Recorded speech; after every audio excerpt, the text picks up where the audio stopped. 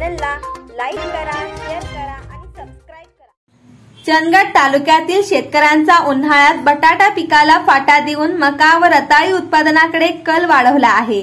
मका उत्पादनातूनही शेतकऱ्यांना चांगले उत्पन्न मिळत असून मक्याच्या कणसासह चाऱ्याला हलकर्णी येथे MIDC येथील एका कंपनीकडून टनाला 2500 ते 2700 रुपये दर मिळत आहे। या चाऱ्याला गोवा राज्यातून मोठी मागणी आहे।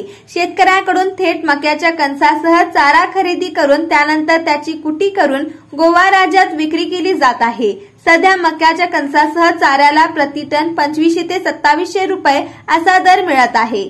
याहून अधिक दर गोवा येथून मिळत आहे। चांगला दर मिळत असल्याने शेतकऱ्यातून मका उत्पादनाला अधिक पसंती मिळत आहे। बटाट्याचा अस्थिर दर व रोगराईमुळे मोठे नुकसान सोसावे लागत आहे। परिणामी मका पिकाला अधिक पसंती दिली जात आहे। बेळगावचे काही व्यापारी थेट शेतकऱ्यांच्या बांधावर जाऊन ओल्या चाऱ्यासह मक्याची कणसेही विकत घेत आहेत। यातून 2700 टन रुपये इतका दर मिळत असल्याचे शेतकऱ्यांनाही अधिक उत्पन्न मक्याच्या ओल्या चाऱ्याला गोवा राज्यातून मोठी मागणी आहे। गोव्यामध्ये दुभती जनावरे मोठ्या संख्येने आहेत। तेथे चाऱ्याचा अभाव असल्याने शेजारी असलेल्या बेळगाव जिल्ह्यातून व चंदगड तालुक्यातून मक्याला मागणी होत आहे। त्यांच्याकडूनही चांगला दर मिळत असल्याने अनेक जण या व्यवसायात गुंतले आहेत।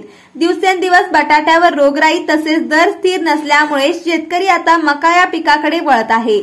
तसेच ऊस उत्पादनाचा वाढता खर्च आणि 12 महिन्यांचे पीक असल्यामुळे बटाटा रताळी ही कमी कालावधीत उत्पन्न देणारी पिके म्हणून अधिक पसंती असली तरी सध्या स्थितीला पाऊस चांगला झाल्याने मका लागवडीकडे भर देणार असल्याचे शेतकऱ्यांनी बोलले जात आहे।